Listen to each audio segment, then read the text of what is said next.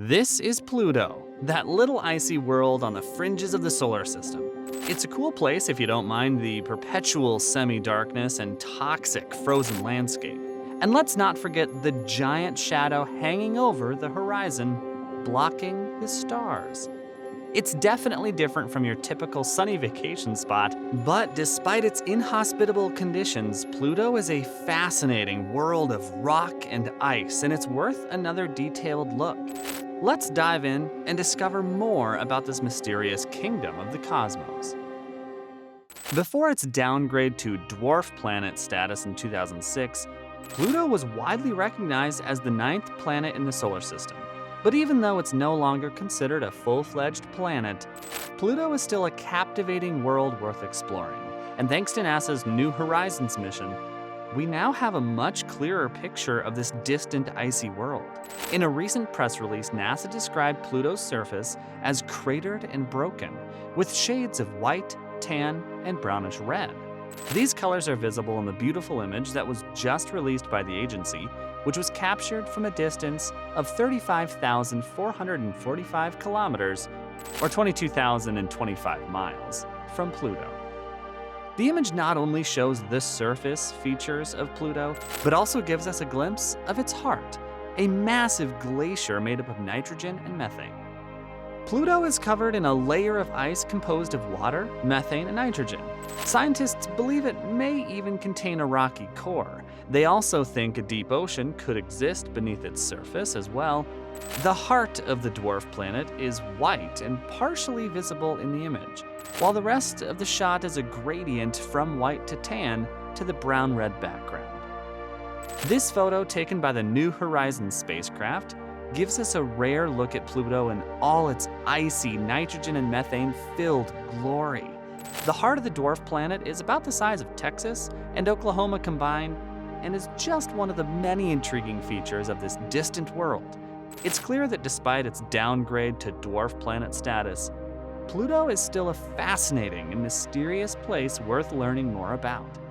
One more thing worth noting about Pluto is that it's located in the Kuiper Belt, a region of the solar system beyond the orbit of Neptune that's thought to be full of small icy objects left over from the formation of the solar system. These objects, known as Kuiper Belt objects, KBOs, are thought to be the building blocks of the outer solar system and may provide clues about the early history and evolution of the solar system. In addition to its size, composition, and location, Pluto is also notable for its orbit. While most planets in the solar system have nearly circular orbits, Pluto's orbit is highly elliptical, meaning that it is much more elongated and oval-shaped.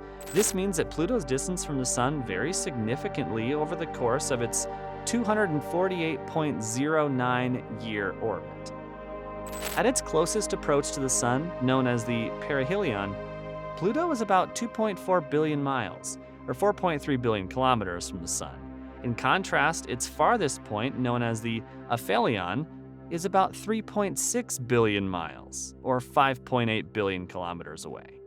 All in all, Pluto is a fascinating and mysterious world worth learning more about. Despite its demotion to dwarf planet status, it is still a captivating place with a rich history and many interesting features. Here are some of the amazing discoveries made on the surface of Pluto. On Pluto, Sputnik Planitia is a flat, impact crater-free plain of nitrogen ice that covers the western part of Tombaugh Regio. Due to its absence of craters, Sputnik Planitia is evidence that Pluto has active geology. Outside of Tombaugh Regio are rougher areas, some of which feature mountain ranges. These are water ice mountains, and it's likely that they're floating in a sea of nitrogen ice. Also, plains of a deeper color can be seen in the far north. You'll find Pluto's darkest spot west of Tombaugh Regio. This area, known as the Whale because of its shape, is now known as Cthulhu Regio, and it features a wide range of topographies, including plains, scarps, mountains, and craters. The dark hue of this area is due to tholins, which are organic molecules. Did you know that the brightness of a celestial object can tell us a lot about its surface composition? For example, the albedo, or reflectivity, of a celestial object can give us clues about what its surface is made of. Pluto has an average albedo of 0.72. This means that it reflects about 72% of the light that reaches it back into space. In comparison, the Moon, which orbits Earth, has an albedo of just 0.1, which means it reflects only about 10% of the light that reaches it. On the other hand, the albedo of Triton, a moon of Neptune, is a whopping 0.8. That means it reflects a staggering 80% of the light that reaches it. But it's not just Pluto, the Moon, and Triton that have interesting albedos. The surface of Pluto also has areas of extreme albedos. For example, the region known as Cthulhu Regio has a reflectance that ranges from 0.1 to 0.2, while the region known as Tombo Regio has a reflectance that ranges from 0.8 to 1. When calculating the average albedo of Pluto, these extremes are taken into account. Scientists now believe that cryovolcanoes or ice volcanoes formed Pluto's mysterious landscape. Instead of molten rock, these volcanoes erupt with a lava of ice and water. The largest and most famous is Right Mons, a massive caldera-like formation. Soon after New Horizons' flyby, scientists made the preliminary discovery of an ice volcano. Researchers spotted what they believed to be ice volcanoes among several huge domes discovered while analyzing New Horizons' return data and photos. Southwest of Sputnik Planitia, in a region known as Pluto's Heart, is where you'll find the ice domes. Here we see the nitrogen ice plains that, taken as a whole, resemble a heart. They can be anywhere from 18 to 60 miles, or 30 to 100 kilometers in diameter, and 1/2 to 4 miles, or 1 to 7 kilometers in height. There are now some rather bigger buildings that were once several smaller ones. The sides of the largest domes have irregular interconnecting hills, mounds, and depressions. The largest of the domes is around the same size as Hawaii's Mauna Loa. Icy domes, you ask? How did they come to be?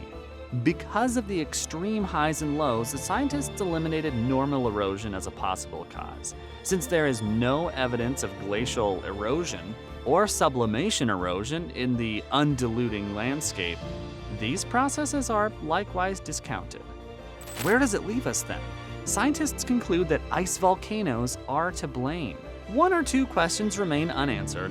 Pluto is so frigid that water with added salts or ammonia immediately freezes. The question then becomes how these water-ice fluxes came to be.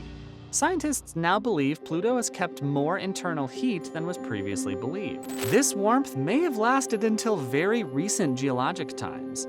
It would have been possible for the frozen substance to flow across the surface if it had the viscosity of toothpaste, despite the minuscule temperature difference. It's possible that the substance on Pluto behaved like glaciers on Earth, or that it had a frozen outer layer but was able to flow underneath it.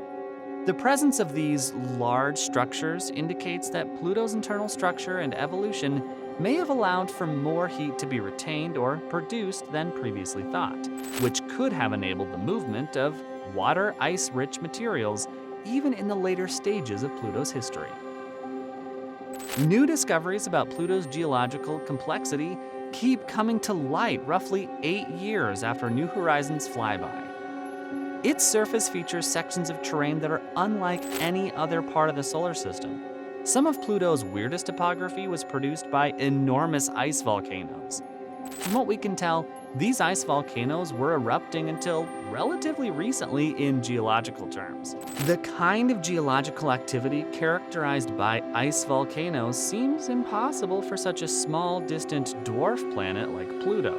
The discovery of active cryovolcanoes on Pluto raised questions about the processes driving this activity. Scientists have been attempting to understand how cryovolcanoes can form and erupt on such a small, distant body. Possible mechanisms include the presence of a subsurface ocean of liquid water, or the presence of a volatile material like ammonia mixed in with Pluto's icy mantle. However, New Horizons found Pluto to be a considerably more vibrant and active world than was previously believed. Alan Stern, the head scientist on the New Horizons mission, shared his insights. This newly published work is truly landmark, showing once again how much geologic personality Pluto for such a small planet has and how it has been incredibly active over long periods. Even years after the flyby, these new results by Singer and coworkers show that there's much more to learn about the marvels of Pluto than we imagined before it was explored up close. These results hint at the likelihood of an ocean and a higher temperature inside Pluto than researchers had anticipated, and the possibility of life on the icy world. Is it possible that Pluto harbors minuscule forms of life? Not very long ago, that would have been an unfathomable concept, but at this point, who can say for sure? Ultimately, scientists believe that Pluto's strange, huge frozen domes are actually extinct volcanoes from which water ice lava once poured. They may provide insight into the origin of some of the dwarf planet's most mysterious landscapes, and it is possible that some of these ice volcanoes are still erupting today.